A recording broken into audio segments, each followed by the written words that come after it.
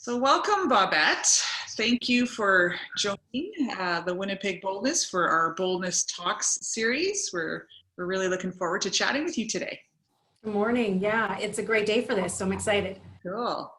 So for our audience, Bobbette is the Executive Director of Mount Carmel Clinic. She's been involved with the Winnipeg Boldness Project from the very start and was one of the leading voices that shaped the project from the very beginning in the North End. And so we are always deeply appreciative of the work that Mount Carmel Clinic does, which is a little bit of what we're going to talk about today. Lots of different things that Mount Carmel Clinic has been doing for a very long time, and some of the more recent things that you've been doing as a result of COVID-19.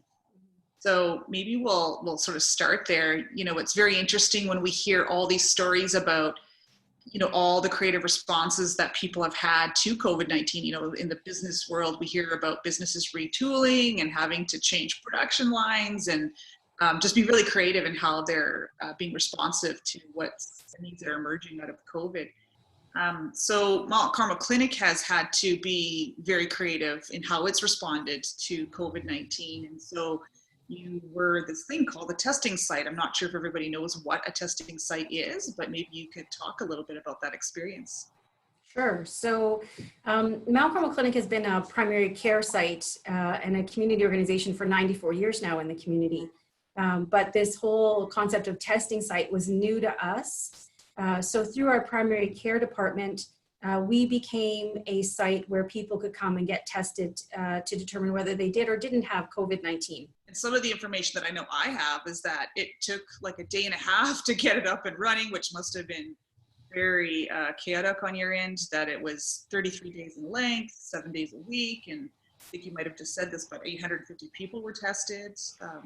Yeah, so we, we had already been paying attention to all the information coming both from a regional and provincial perspective, but also from the news and what was happening overseas. And so we had already been making moves in the organization to adjust to the new reality. And we didn't know what that reality was, but we wanted to make sure that two things were really clear, that we were trying to keep our community safe and our staff safe in the middle of this, and that we still wanted to maintain services. And what was that going to look like? In that, we had already made some moves about screening people at the front door and making sure that people were distancing and trying to keep things apart, and adjusting some of our programs, moving to more outreach versus in-reach or group programming. That all changed and had changed already at the point when we got asked to be a testing site. And so that was literally March 11th in the afternoon. We got asked that question, and by March 13th, we had to be up and running. We shifted from a 5-day-a-week program to a 7-day-a-week program. We were open till 7 p.m. every night when we generally closed at 5 p.m. And that lasted for about 35 days. And in that 35 days that we were open, we tested over 850 people. Wow. So what was, I don't know if you, like, what would have been the experience for people who were coming in to the testing site for testing? So, you know, people mostly waited outside until we could ask them a couple of questions. They would come in, they would stand behind a line, and they would be greeted by people who were wearing gowns, originally gloves, masks, and eye shields. Immediately coming in the door, you had to hand sanitize. And at that point, we put masks on everybody. And then we asked you some questions, some screening questions.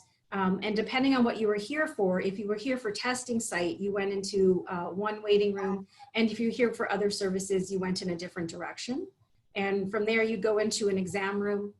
There was a very specific path and protocol that those people had to follow and places to walk in order to get to the exam room.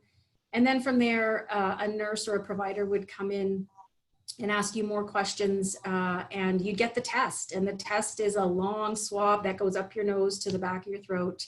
The unpleasantness, once it's over, there was instructions that were given to everybody and some information, paper information that we would give them. And off they go home to isolate to wait the results of their test.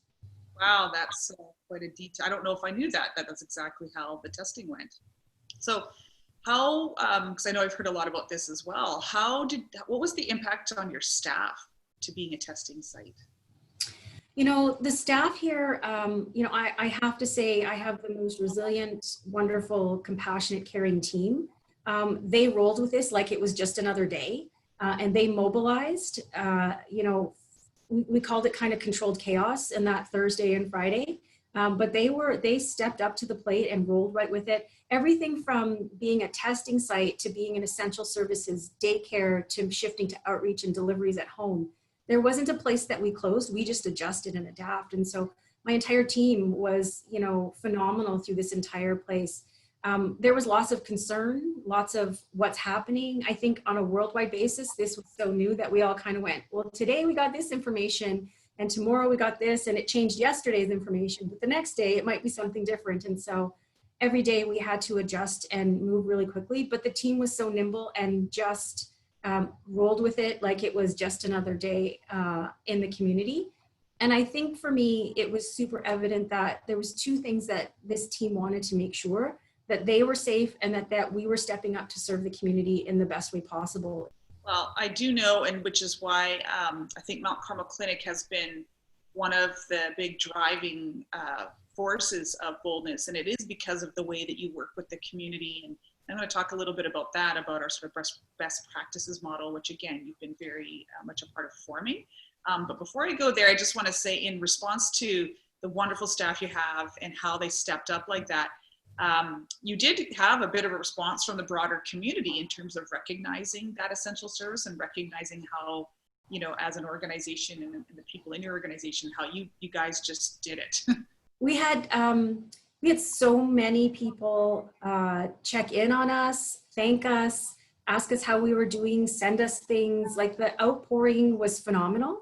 Our community partners, our connections, people who walked in the door, we're just so thankful and grateful and checking in of how are you doing? Are you guys okay? But we also had, a lot of coffee and donuts delivered. We had burritos delivered. We had scones and jam delivered. We had treats and a whole bunch of ways. But we also had people, call in and want to donate money, or people they would leave like $50 behind and say, buy something for your staff. But I have to say, equally, the humbleness of which my team received it was just, it was so sweet.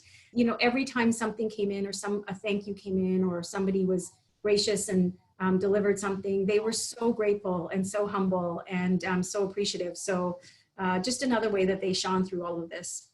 So, and that's what we heard a lot of during the response to COVID, in terms of we're all in this together, and how people are taking care of each other. So I knew that was a really wonderful story over at Mount Carmel Clinic. And as you've been talking, you're talking about this way of working in the community, and that's very much been a part of what Boldness has been trying to do, is trying to document that way of working, which has been in the North End for generations. Could you tell me a little bit about this way of working and how it is you feel that either lent itself to COVID response or to this crisis response kind of approach? What's important to us is that our community voice leads us wherever we go. And so that's part of how we work through Boldness and through Mount Carmel Clinic. And it's really about following our community members and having them lead what we do. And so that was a real difficulty in this situation, because clearly this was unknown to most people, and we were taking direction from the province and the region, and a lot of direction from different folks in different places that had to give us the response to this, right? And rightfully so. There was things that they knew that we didn't, that we needed to be able to keep people safe. Paramount in all of this is safety for our staff and safety for our community members, but also paramount in this is connection. So the way that we've always worked with our community is bringing our community in, inviting them in, going out to where they are, groups, connection, relationship building, all of that. And all of that had to stop. We couldn't invite people in to, come and sit with them or, connect with them at Mount Carmel Clinic. But what we never really stopped is going out to them. And so we shifted very quickly at Sage House. People could come to the door and get supplies or food, or we would go out to where they were and connect with supplies and food and for a chat. We had like Mothering Project and ACT going to drop things off at people's door and then standing back 6 feet or 2 meters to be able to chat with them. We started virtual appointments, so appointments over the phone, mostly with our providers, or connection with our outreach workers or our social workers to still maintain connection. So in telling people they couldn't come here, one of the most important things we need to do is to stay connected. That's a great explanation on a number of fronts about how you're implementing those best practices and those wise practices in our community. So thank you. You've mentioned it a little bit throughout your talk. I'm wondering, because you know, and you speak at Boldness tables very eloquently about this, we're always concerned about systemic issues and how it is that those systemic issues create barriers for our families or our communities. And therefore, we spend a lot of time trying to figure out how we might address those systemic barriers. So in even this COVID-19 response, did anything like that strike you or stand out for you? Yeah, you know, I would say that the response, I have to say that the response from the province and the region has been pretty good. They came forward with a lot of great information. They have been responsive in providing as much as they can and connecting with us all. I would say that the piece for me that was frustrating is that for our vulnerable populations, we were delayed in that response.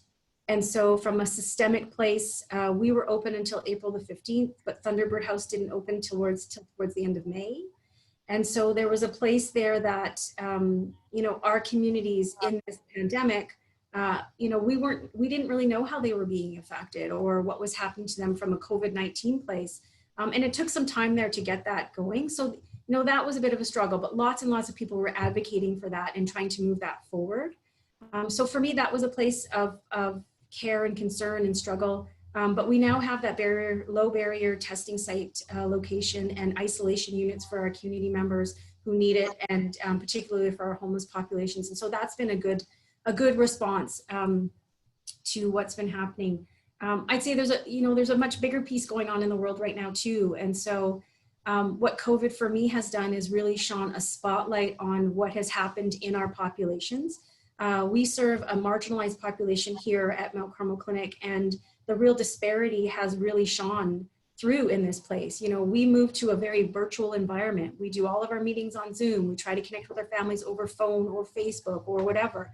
But all of that implies that you have the technology and the Wi-Fi or the data to be able to get that done. And so, you know, those kinds of things were really glaring. Our family's access to food at one point was completely almost non-existent. And so those additional places where they go to get that bit of support had closed down for a period. And so we were scrambling to figure out how to buy food and make packs so that we could make sure that people were eating and getting access to resources. But also, you know, transportation is often a struggle for our folks in the community, but there just became no place for them to go, not even here. So to shift to be able to get them things into their home, to be able to support children's activities or family activities and things like that. Those were all critical pieces.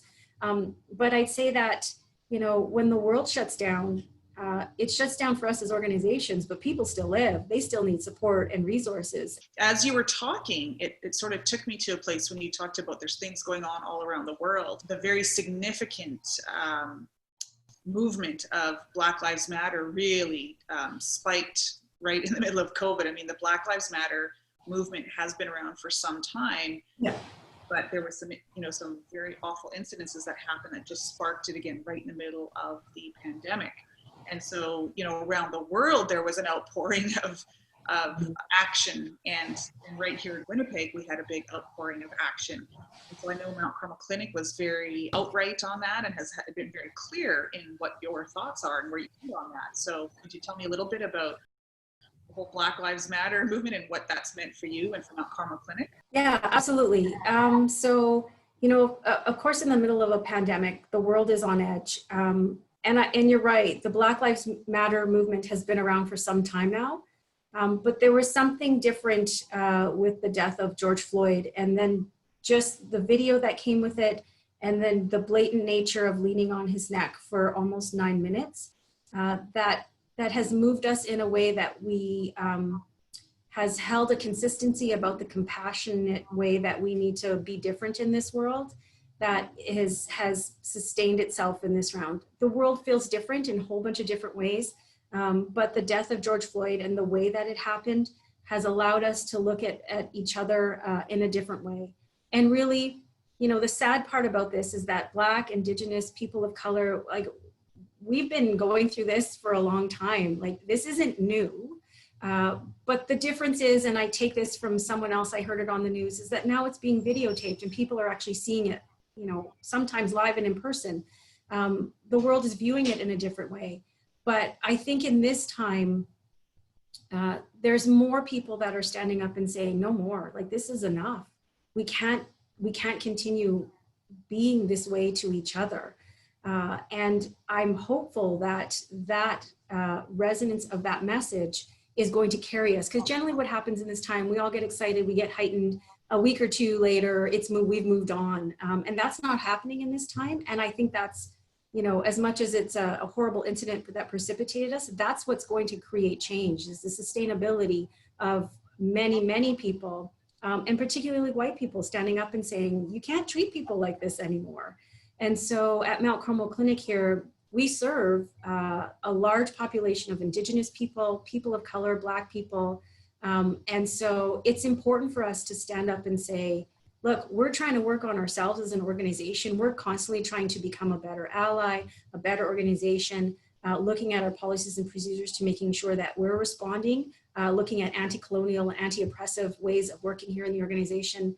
And so it's our job to also stand up outside of our organization and say, this stuff doesn't fly anymore. It doesn't work, and we need to change it. The systemic barriers that our community members face are inappropriate, they're wrong, and they need to be shifted. And more than just, you know, we need to stop Aunt Jemima from being on the box, or Uncle Ben, right? That's great, but that's not the level of depth that we need to go to. That's very surface level. We need to take a deep dive and look at who's creating policy, who's creating procedure, who's sitting around the tables, whose voice is leading the way on this. That's great.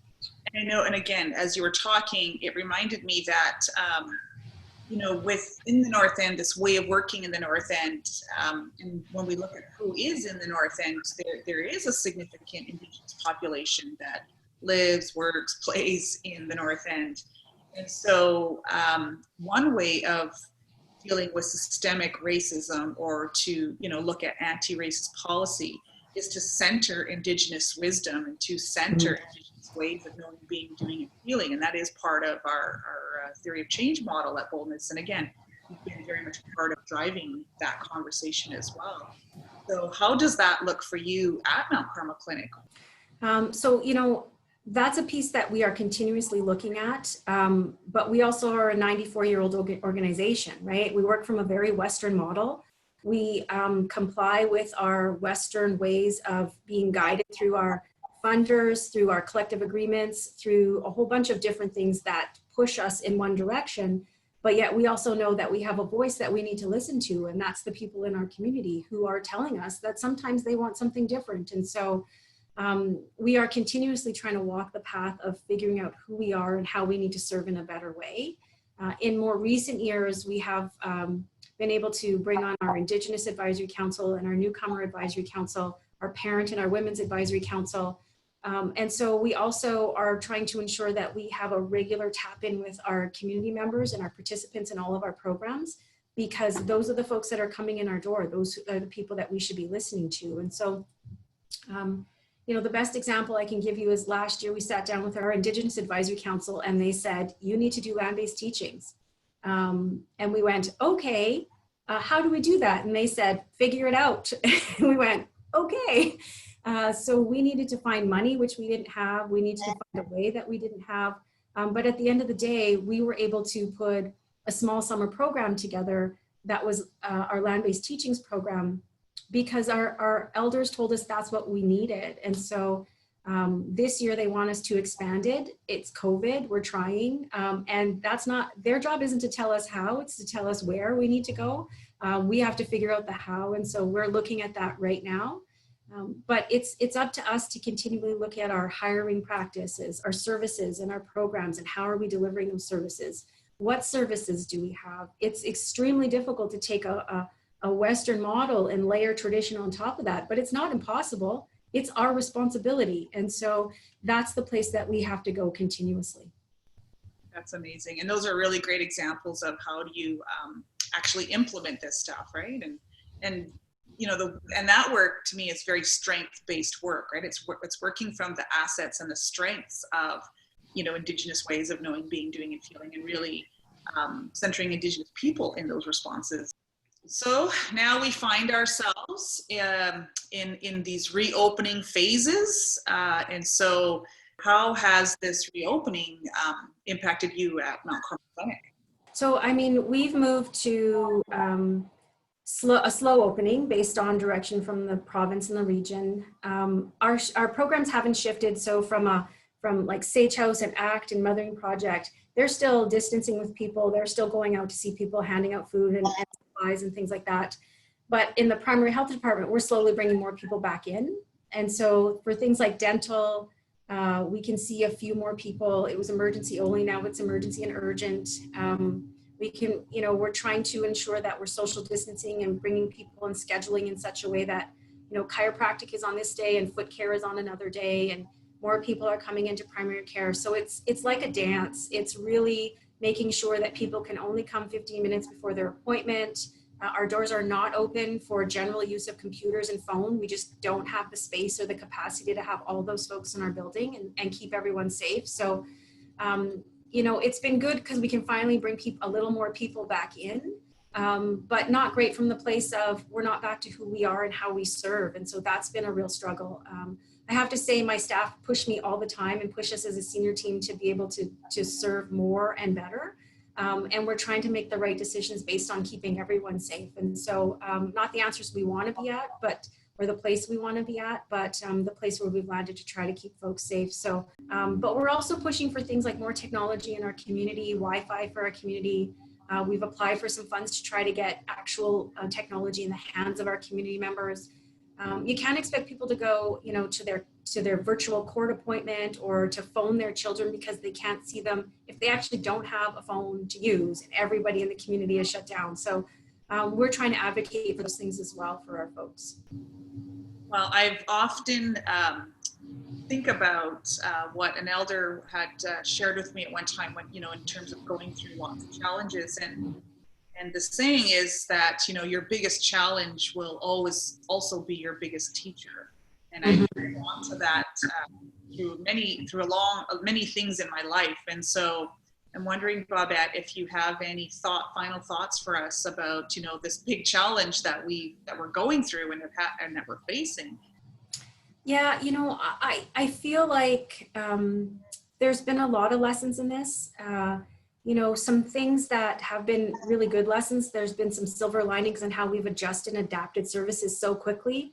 Whereas asking for those adjustments in the past, took 12 layers of paperwork and 15 people you had to ask. And so we're hoping that some of these ways of working don't shift back to the way that we were. So that has been some really interesting pieces. But I would say that, the lessons, there's a pandemic going on, but there's a worldwide movement going on. And so you can't look at those in a bubble. And the way that this pandemic has shone the spotlight on our Black, Indigenous, and people of color communities has really resonated in this time of social change and social justice. And so for me, I'm really hoping we learn the lesson of how we serve our community members and how we develop policies and procedures and where we go when we're developing responses to different things, whether it's a pandemic or a community that needs something. I think we have to look at this through a different lens, and I'm really hoping that we can do that in this time. I'm hoping that, there's been the first wave of this pandemic and that we prepare, well for wave 2, and I hope it never comes. But there is a level of preparedness that we need to have. And so there's a lot of lessons learned. When we started as a testing site compared to when we ended, there's a lot of things that had changed and a lot of things that we learned. We need to take all of that and everything we've learned since and make sure that we're applying it in the future and going forward. But more than anything, I think, the voices that we've tried to elevate in our community and the places that we've been going to talk to people, in some of this, it feels like they've heard us in a bit of a different way. And I feel, and I'm hopeful, I'm going to stay hopeful that they can hear us in an even bigger way now. Well, as always, Bobbette, every time I speak with you, I'm always just so amazed at your sophisticatedness and your profoundness all the time. And so, miigwech for sharing all your deep insights and your deep wisdom with us today. There's just a lot there, so we're grateful.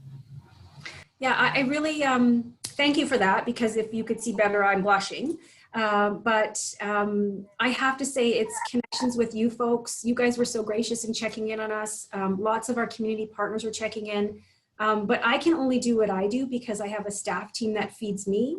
And I have community members that are gracious enough to share their stories with us and our teams that allows us to bring that forward. And so I only know what I know because people around here tell me a lot of stuff and are willing to share. And so I'm always grateful for that opportunity in that place. So thank you, Miigwech, for your words, and thank you for this opportunity.